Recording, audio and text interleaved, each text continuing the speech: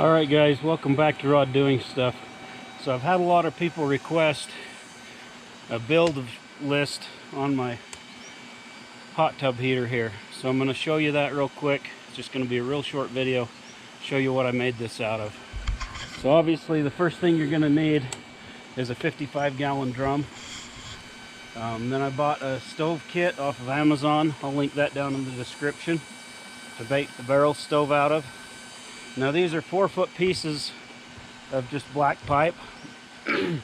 People have asked me why I use the 4-foot pieces instead of making them closer. You're going to lose some heat here. Yeah, we're going to lose a little bit of heat. But the 4-foot pieces were pre-made, and I don't have to. I didn't have to cut them. I didn't have to thread them. It just made it easy. That's why I used those. And I'm all about easy. Okay. So the next thing is, let me show you. I use these on this end. I've got these female elbows and then a female to male elbow. And so there's 1, 2, 3, 4, 5, 6 of those on this side, and 1, 2, 3, 4, 5, 6 of the female to female elbows. And then there's 1, 2, 3, 4, 5, 6, 7, 8, 9, 10, 11, 12 pipes. Okay, so then we'll go around to the back and I'll show you what we've got there. Alright, so on the back side here, we've got 1, 2, 3, 4, 5, 6, 7. 7 of the female to female elbows.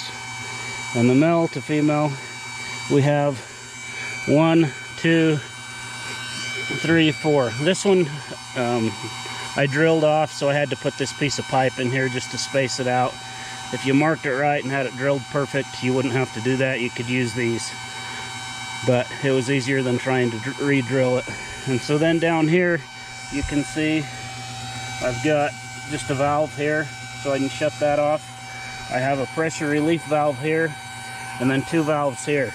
The reason I done 2 valves here is just simply I decided if you did ever want to just use it for a water heater, you know, somebody could take a shower or something with it, or you could just heat up water, you could do that on it.